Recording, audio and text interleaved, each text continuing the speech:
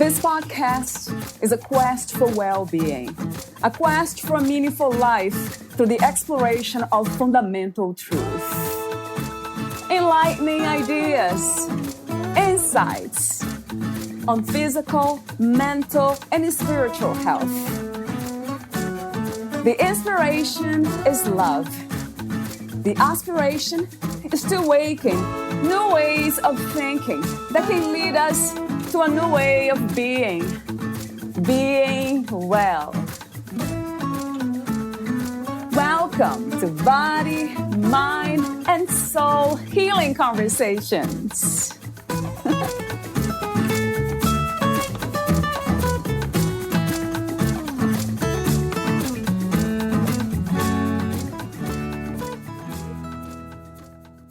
Susan teaches what she has learned and continues to learn about the miracle of healing that God gives to His children through their redemption in Christ, with emphasis on healing from the devastating and multi-layered damage from sexual assault and childhood sexual abuse.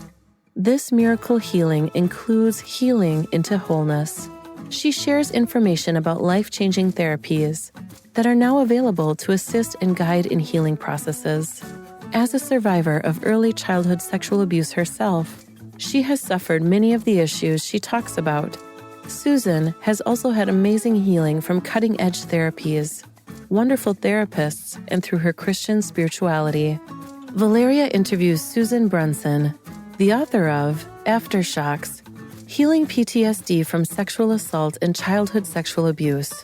Susan Brunson has 30-plus years experience working with trauma, sexual assault, date rape, same-sex rape, gang rape, Boy Scout sexual abuse, priest-clergy sexual abuse, incest, emotional neglect, physical and emotional abuse, domestic abuse, chronic bullying, natural disasters, military, first responders, police, deputies, firemen, EMT. Susan works well with PTSD, social anxiety, generalized anxiety, depression, bipolar, grief, postpartum, fertility issues, and self-esteem. She has been an EMDR therapist for 15 years. She is the daughter of an Air Force pilot father and has lived in and appreciated different countries. Susan works well multiculturally. Susan Brunson is a licensed clinical social worker with a master's in social work from Louisiana State University and has 30-plus years of experience as a therapist. She is currently in private practice on teletherapy in Texas and Alabama mental health centers, psychiatric hospitals, residential treatment for children and teens. A college professor in social work, graduate school Grambling, a state university clinical supervisor in behavioral health clinics, program director and creator of clinical inpatient and outpatient programs, and professor speaker certified on John Maxwell team. Meet Susan at aftershockhealing.com. and psychologytoday.com/us/Susan-Brunson-Katie-TX/429847. Here's the interview with Susan Brunson.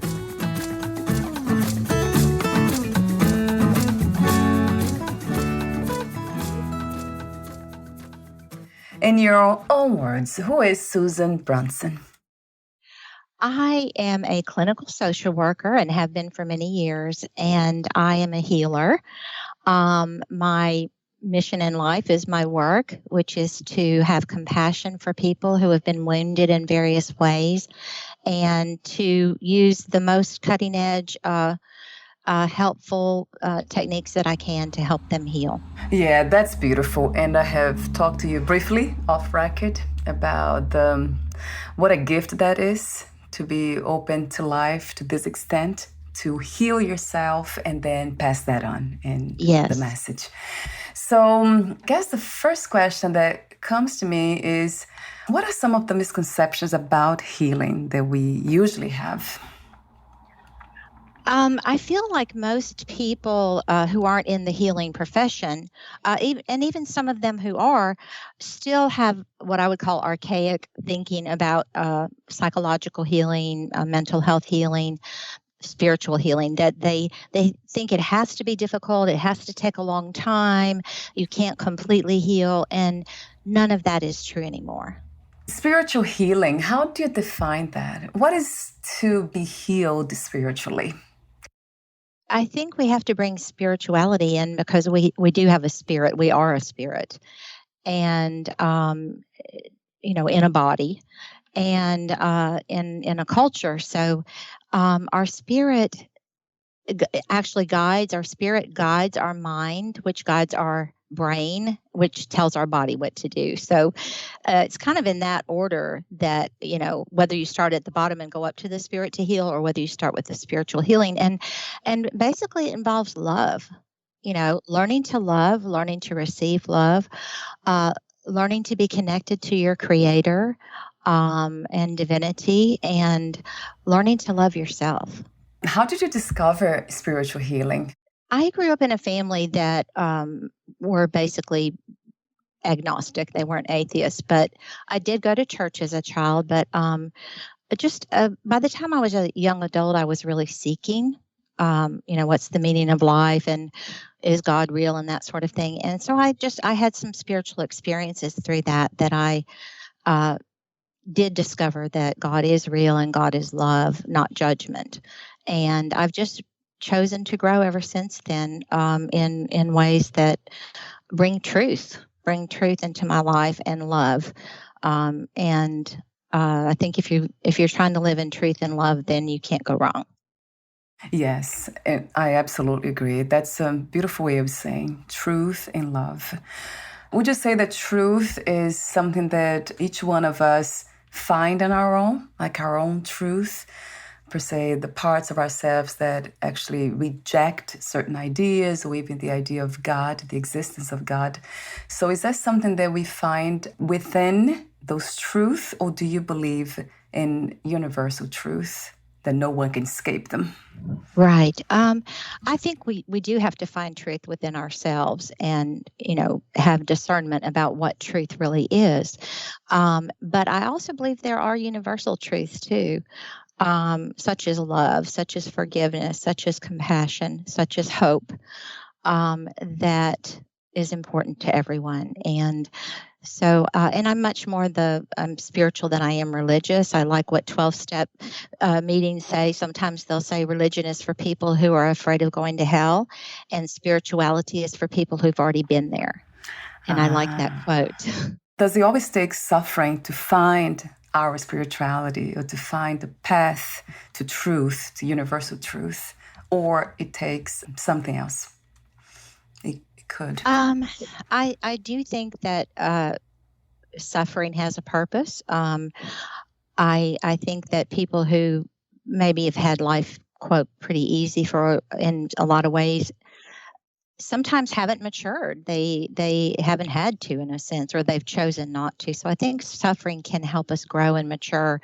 But I also think that our Creator doesn't intend for us to suffer our whole life, or to stay stuck in suffering. He wants us, our Creator wants us to heal, and there is healing available through spirituality, through advanced therapy techniques, through energy techniques that are out there now. So basically you're saying that actually we can engage with healing and spirituality by the means of curiosity. Is that something that could happen, right, Susan? Yes, absolutely.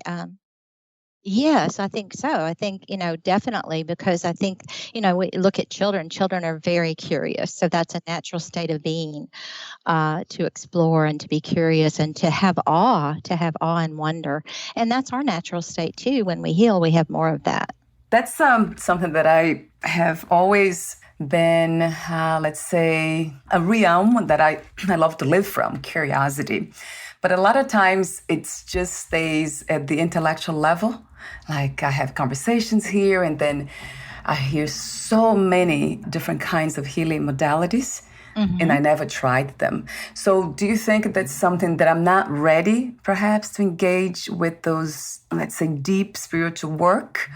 Or it's perhaps because I'm already there, in a sense, have healed some of those parts in me? I'm just wondering now, I Right, guess. right.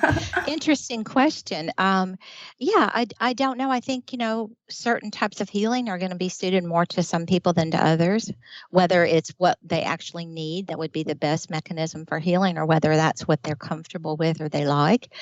Um, I I think we can heal without, necessarily formal help, although I do think there are some things such as post-traumatic stress from severe trauma that it's very difficult to heal on your own.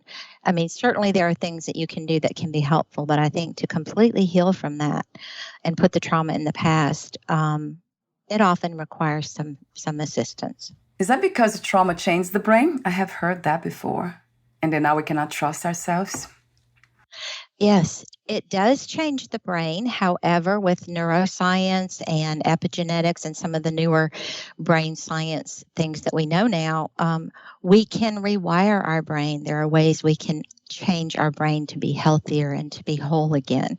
So, again, the damage does not have to be permanent that came from trauma.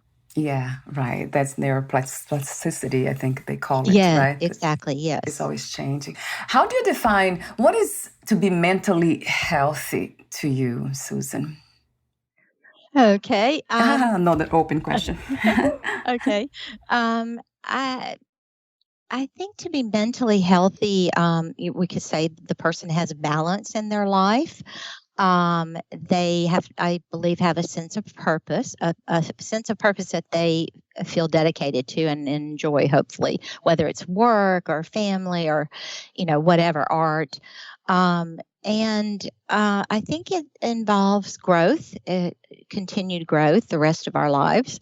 And I think it very much involves relationships, because studies have shown that, money we know is important and we need that to live, but beyond just a middle class living, um, more money doesn't make people happier. We know that it's the quality of our relationships. So I think a mentally health person has some relationships that are worthwhile to them, that are meaningful, and in which they both give and receive love.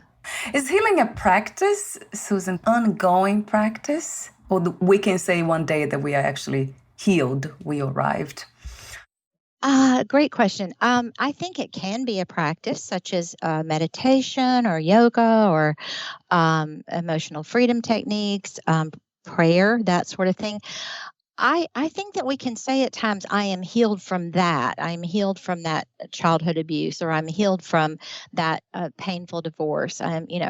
But I just believe we have the opportunity to grow and become more of who we're created to be the rest of our lives. And so that may involve some ongoing healing the rest of our lives. And I often wonder if there's a goal with all this. Does it ever end? This human experience of the suffering and the learning? Right. I don't actually know the answer to that. I believe, I believe in heaven. Therefore, I believe that that's going to be a much better place than it has been here on earth.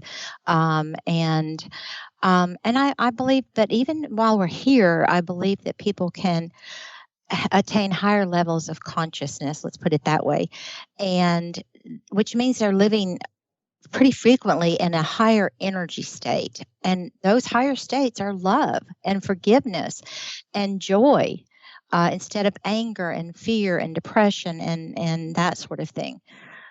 So I think there is that kind of evolution. What happens after our spirit leaves our body here, other than I do believe that, heaven is there. Perhaps we grow there too. I love to believe in what you just said, that we can live in a state of love, peace, joy, and harmony here.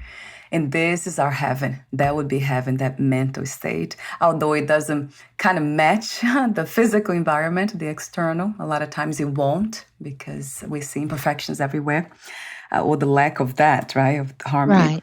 Yeah, I don't know. That's an interesting idea, heaven. I think I used to think that way. And then for some reason, it changed. It's like I evolved to think that those states are the goal of my existence here, to become more peaceful within and loving and compassionate.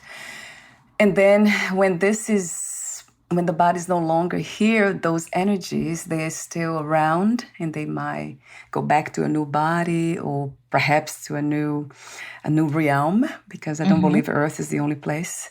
Because I heard that Jesus, that's what happened to him, right? He was in the body and then he left the body, but it's still here. He's still helping a lot of people. I agree with you on that. Yes, I think there are just a lot of possibilities, but I agree with you that growing into or choosing to grow into higher states of consciousness, such as love, peace, joy, if we're living in those a good bit of the time, it can be kind of like heaven on earth. Yeah, right. At times, yes. It really, really resonates. The question is, can we live in that kind of heaven all the time, like 24/7, our entire life? Some people have said, some enlightened beings or ascended masters who are still in the body, that they do experience this life in such a way.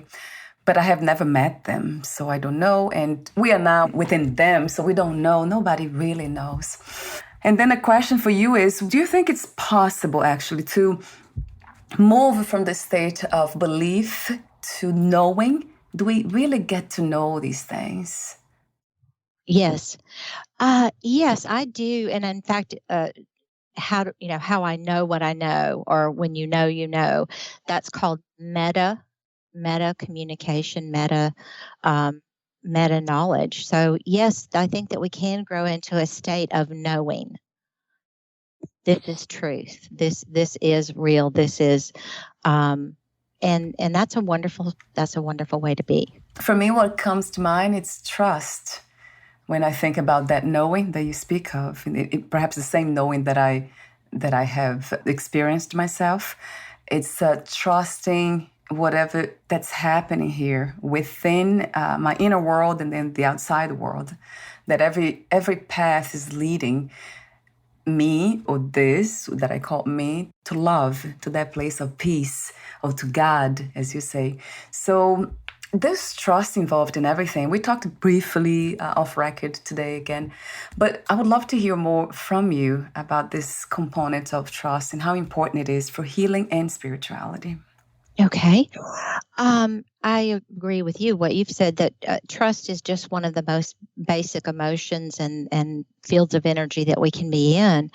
And we need that. We need to be able to trust something greater than ourselves, I believe, for guidance and hope. And we need to be able to trust ourselves as well for discernment and wisdom, and curiosity. And then we need to be selective about what people we choose to trust in our life, because certainly not everyone is trustworthy. So we need to be selective about that. And a lot of that over time becomes a part of our intuition. Who's actually trustworthy, or how much they're trustworthy, or how much they're not. And that's another beautiful topic, intuition. How do we know the difference, Susan, when we are listening to the voice of intuition, or we are listening to the voice of our own belief systems and the voice of other people, the energies of others around us? Mm-hmm. How do we know how to distinguish those voices? Oh, that's a complicated question. Yeah, I know. I just for myself, I would just say experience. Over time, you get better and better at realizing, am I listening to what other people say or want, or their influence, or am I listening to my inner higher self, higher self? Am I listening to a higher, to God? And I think with time and experience and practice, we can become in tune with whichever that is. And then our trust grows. Our trust grows in God. Our trust grows in our own intuition. And my work as a therapist, I have a lot of experience, a lot of knowledge, but a lot of my work is guided by intuition. Something will literally pop in my head that I wasn't thinking of, and I'll go, oh, I need to ask this person that, or I need to go with that. And it works. So, yeah, I have heard before something very interesting, that it's not just us trusting God, but also God trusting us in the sense of listening to Him or to it. So that's another way. I never thought it that way, but kind of caught my attention and really made sense. And it still does, though. Does it make sense to you, Susan? Yes, I agree. Yeah, it really resonated, that truth. What is your idea of God? Who, where, and what is God to you? Okay, big question. Yeah, yeah. Well, I think, each human being, each person has their own journey. And my perceptions, I'm going to just share my perceptions, my beliefs of God, are that God gives us free will. So he gives us the choice of having our own journey and our own discovery. And what my journey became was I chose to become a follower of Christ and to pray and to um, learn many of the scriptures that I felt were helpful in healing and that sort of thing. To see the beauty of the Creator everywhere, in nature, in other people, in animals, in beautiful works of art or beautiful works of therapy and healing. And I also equate the God that I know with love, forgiveness, compassion, and guidance and power. I believe that God not only has supernatural power, but He wants to empower us to be strong and to be powerful and to live in love, healthy, balanced love. So that's my perception, and I am not forcing that on anyone. Right, right. Yeah, yeah. But that's what I've grown into, and it serves me well. Yeah, I love that. I love that you are able to express what you feel, what you believe in, what you know to be true. That's beautiful to hear. I remember being, when I was very little, my mother, I was born in Brazil, that's a Catholic country, and she used to go to the church and take us, my brother, my sister, my sister and I, because my brother was not there yet. And then, because it was very violent, dysfunctional environment, my father, my mother fights, and she was very abusive. I remember kind of being confused because she was in the church listening to all those words, and the energy was beautiful. But then she would get home and then she would become violent and aggressive. Wow. And that's what, for me, it's almost like I became, I think, traumatized by Of religion. course. And then I didn't believe in anything anymore. I just started to look for other ways. I mean, I would look up the sky and look for God, like in nature or Yes. somewhere, but not in the church, because my mother, she used to go to the church, but she was not a pure and loving person. Right. Have you heard that before, that story? Yes, absolutely. Yeah, many times similar stories. And, and I'm so sorry that you went through that, because any time we have a parent or parents who are abusive in any way or neglectful, we now know that even if a child is not abused, if they're neglected emotionally, physically, etc., medically, whatever, particularly emotionally, that there's also very lasting damage and trauma. But again, they can heal, thank goodness. So, but yes, and a lot of organized religion, sometimes it's corrupt. Yes, Their right, churches are not right, always good, right. or the people running them are not. So, I can certainly understand why people often move away from the church or don't want to be involved in that. And the good news is God's not just in church or the creator or our source. Divinity is not just in a church building. Would you say God is everywhere? Yes. Or not in any specific location, right? Yes, yes. I hear that very often. I love that confirmation. Thank you, Susan. Yes. So you wrote the book, Aftershocks, Healing PTSD from Sexual Assault and Childhood Sexual Abuse. So talk to me for a moment. My first question is about your intention and also the purpose of writing this book. Okay, thank you. Yes, I have for many years worked with clients who had their trauma had been sexual abuse as children or teenagers, often by people they knew, often by family members. And so I have worked with helping them heal, and I've gained a lot of knowledge in the last 15 years or so of techniques that are very advanced and help work with the subconscious mind and help them heal completely from those traumas. And then a few years ago, with the Me Now movement that was going on all therapists started having an influx of clients who had been sexually assaulted as adults, not just as children maybe. But so people, I think, now felt they had permission to go seek help, that they were validated. Oh, this happened to many people, and they went to seek help. So I wrote the book, and it was published in October of 2019, so just a few months before the pandemic. So, but my purpose is, this book will not actually help people heal, but what it can do is, number one, give them hope and give them direction and guidance to the type of therapies that can and will help them heal, and to help them know that healing is possible. It does not have to take years. They need the right different kinds of techniques that can be helpful. Just plain talk therapy is not going to do it. So it's just to let people know, there's still so many people, even in a different trauma area, military trauma, PTSD. There's so many people that still do not know people can get the right kinds of therapies and heal from that. So I just want to get the word out. That's really beautiful work. Thank you again for doing that, Susan. I know you mentioned earlier, a licensed clinical social worker, therapist. Mm-hmm. Yes. What inspired you to become a therapist in the first place? Okay. I think, I had some difficulties in my life as a child. I was, my father was an Air Force pilot, so we moved a lot, a military brat, and that's just a certain lifestyle. You move every 1 or 2 years, you're constantly uprooting, and just different family problems and pressures. I suffered some abuse as a child. And so I, of course, was seeking my own healing and my own spiritual growth. And then through that, and I think the combination of moving so much and living in different places helped me to love a lot of different kinds of people and different cultures. And I just wanted to be able to help people somehow. And at first, when I got out of high school, I had no idea what I wanted to be, and I changed my major like 6 times in college, and finally kind of fell into becoming a clinical social worker. But it is the profession for me. I love it.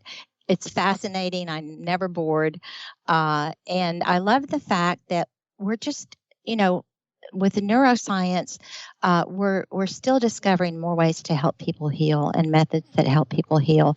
And so it's a very exciting time.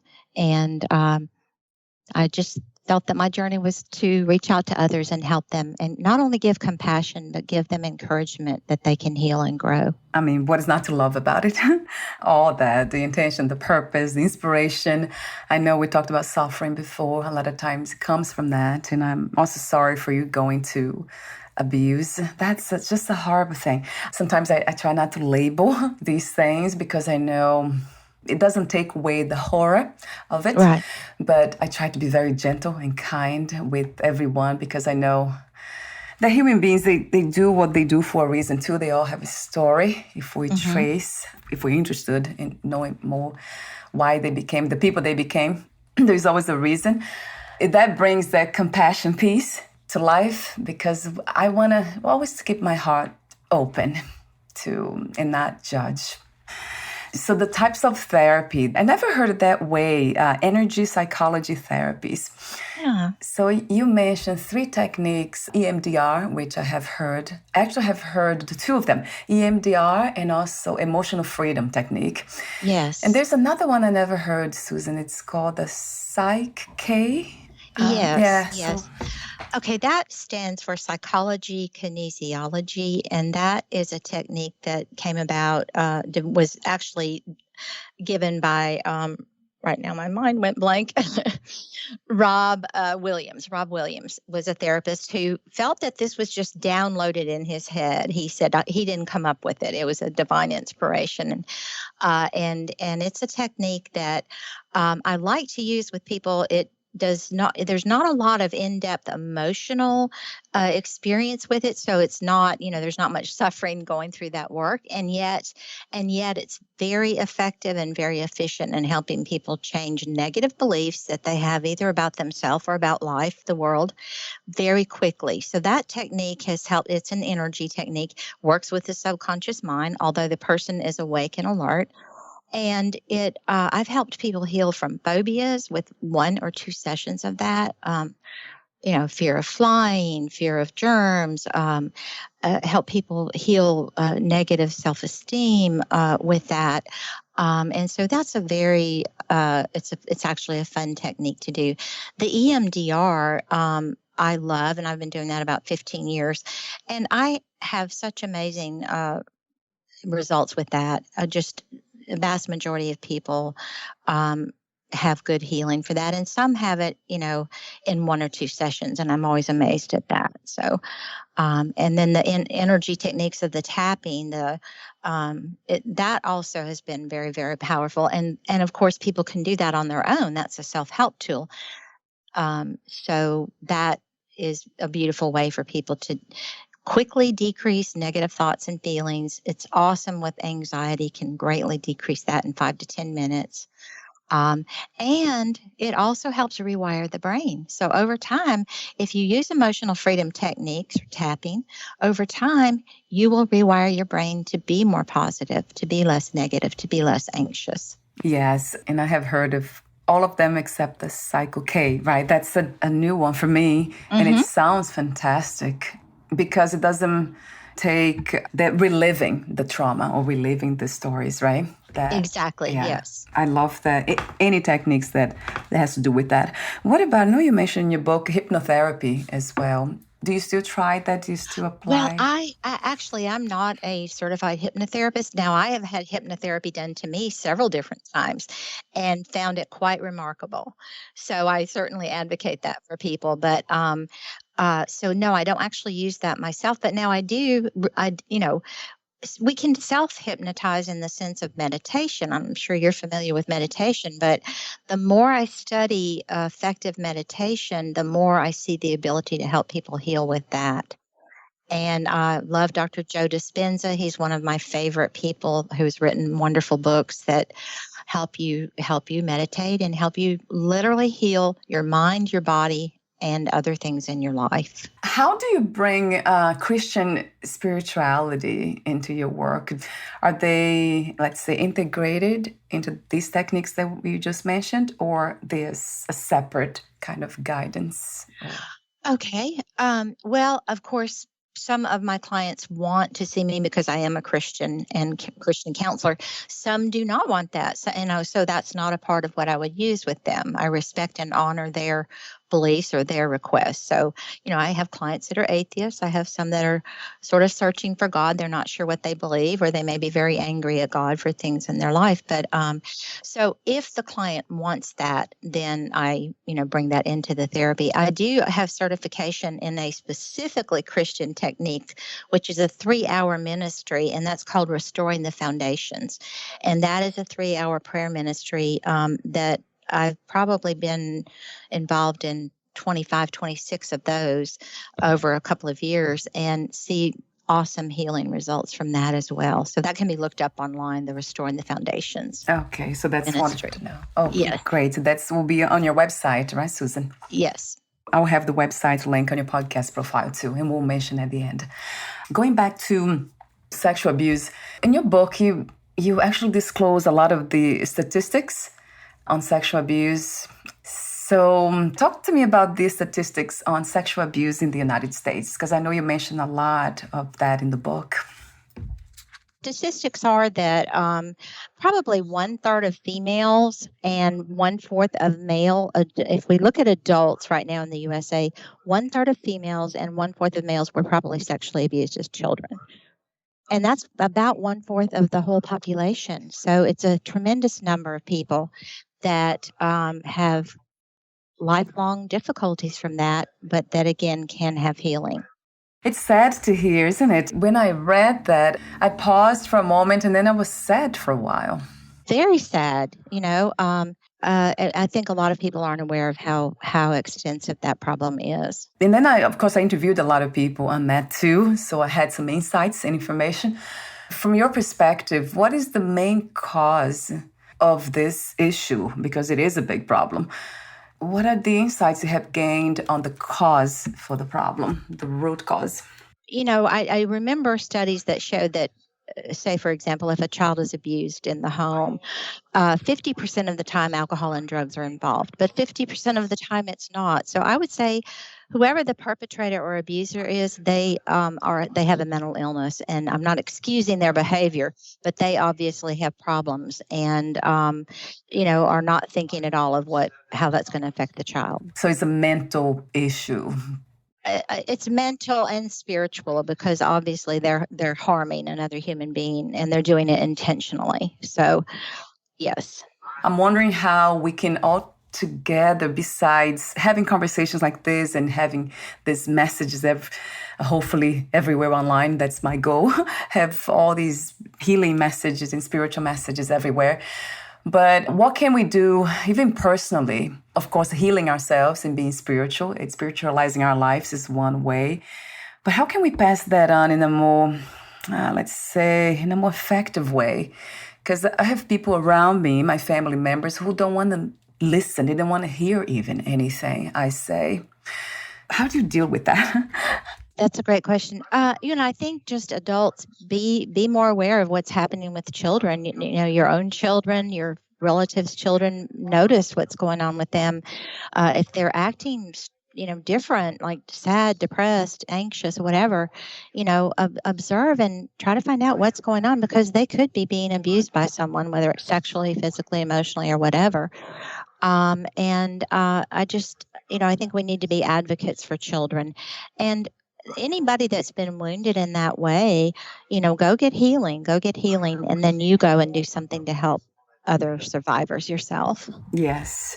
I also have heard that people who have been abused sexually, they usually become abusers themselves. Is that something that you came across?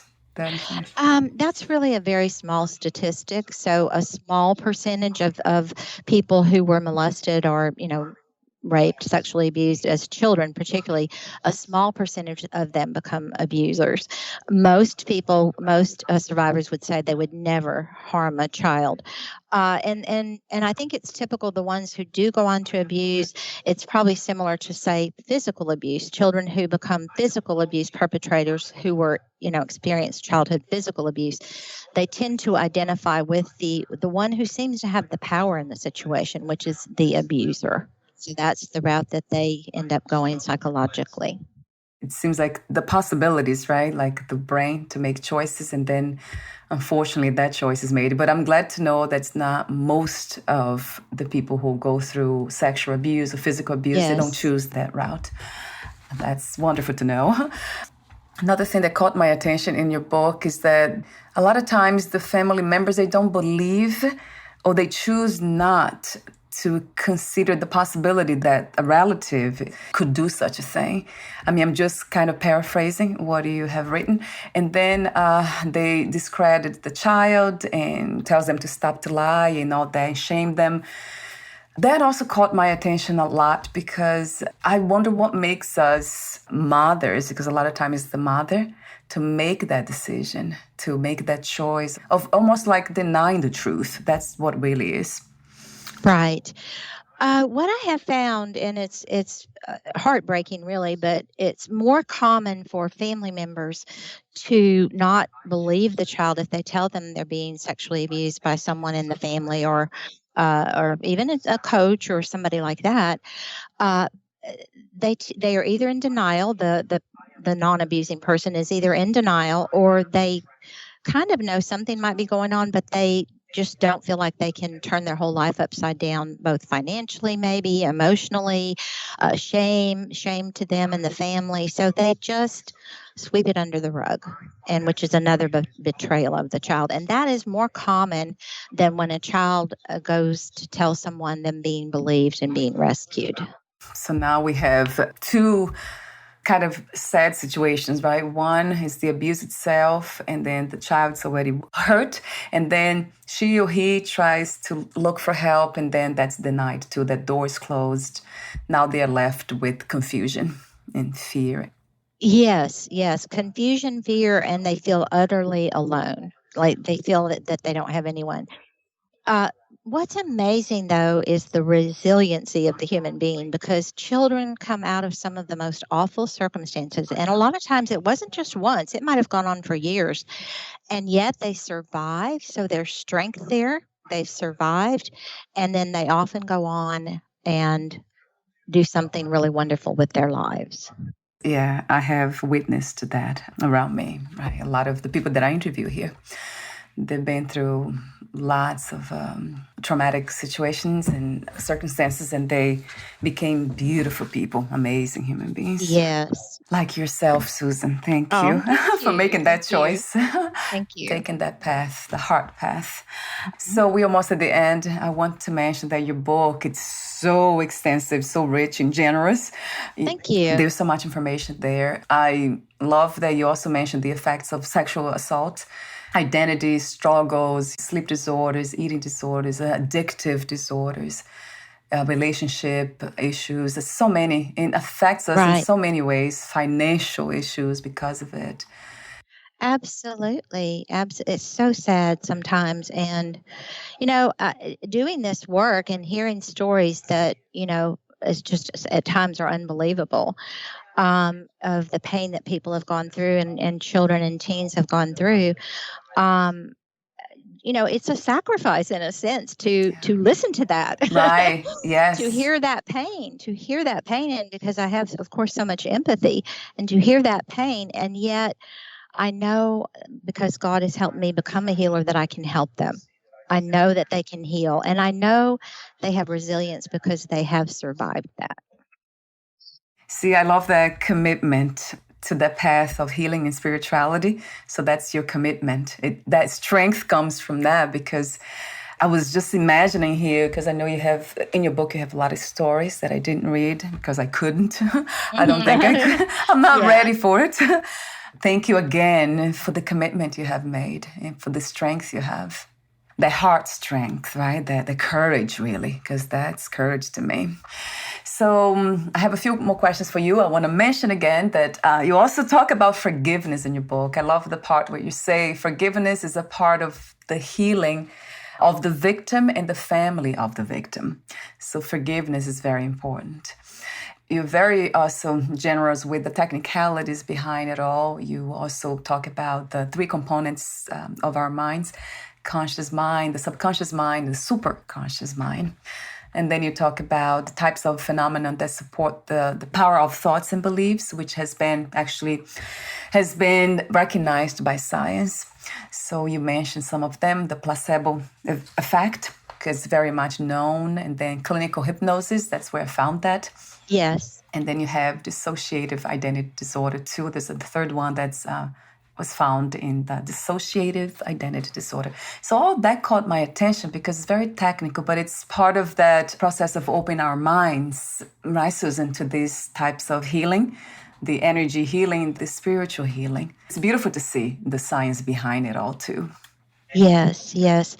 I'm thrilled that back in 2004, I began to read and study quantum physics, study of energy in terms of psychology, in terms of our thoughts, feelings, emotions, and how we can use that to change and heal. And it's just been phenomenal in my life. In changing my own life and in helping other people to change their negative beliefs and to heal. And there's so much hope in it. There's so much hope in the energy systems that are coming out more and more in our world to help people heal from anything, really, not just emotional, psychological, but physical as well. That's a beautiful message around the theme of being open to the possibilities, right, of healing. There's not just one way. There are so many ways. Yes. A few more questions for you, the ending questions. Before that, would you like to add anything that you left unsaid or read a passage in your book? I think at the end of my book, I have a poem, and it's actually, I'm not going to read it because it's kind of long, but it's so beautiful, and it's written by Beth Moore, who is a Christian teacher and author and a beautiful person. And so she's kind of expressing feelings of a teenage girl who is being sexually abused in her life at that time, and how desperate she feels and all the emotions she's going through. And then later on in life, how she's seeking God, and how she finally feels she connects with God, and finally definitely feels loved and begins to heal. So it's just a beautiful approach and looking at it. And that's the main thing, is I want people to know there is hope, and there are definite types of therapies and other modes of healing that can help people heal from trauma, no matter how severe it is, no matter how long ago it happened. I love the poems too, though. I started reading it and then it got me into that sadness again.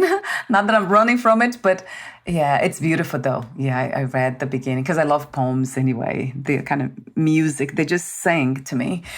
But that's a beautiful story of healing. So it's a testament that we can heal as long as we are open.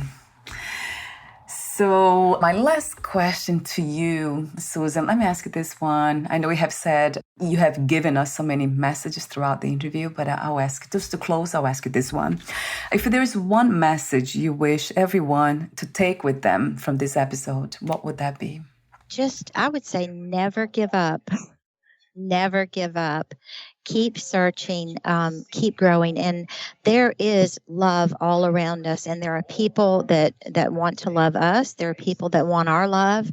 And we can heal and grow into having that available to us. That's a beautiful message about knowing that love is all around us.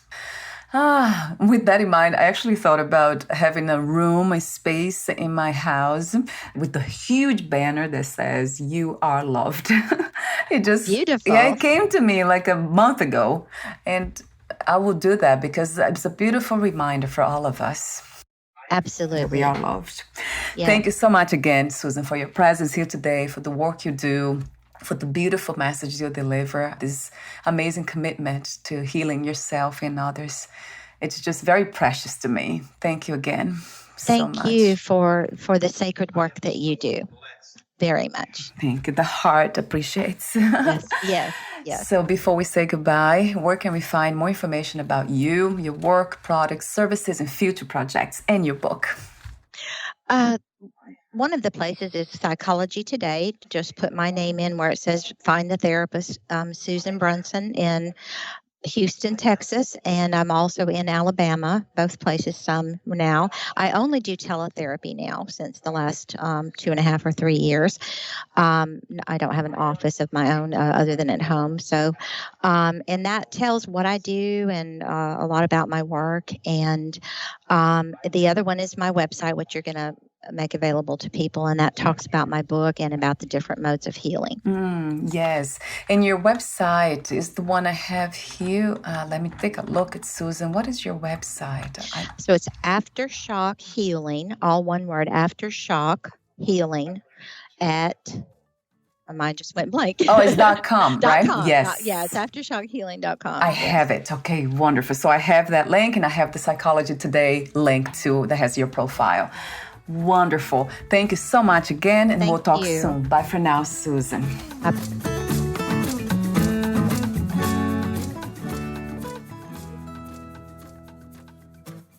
Thank you for listening. To learn more about Susan Brunson and her work, please visit aftershockhealing.com and psychologytoday.com/us/therapists/Susan-Brunson-Katie-Texas/429847.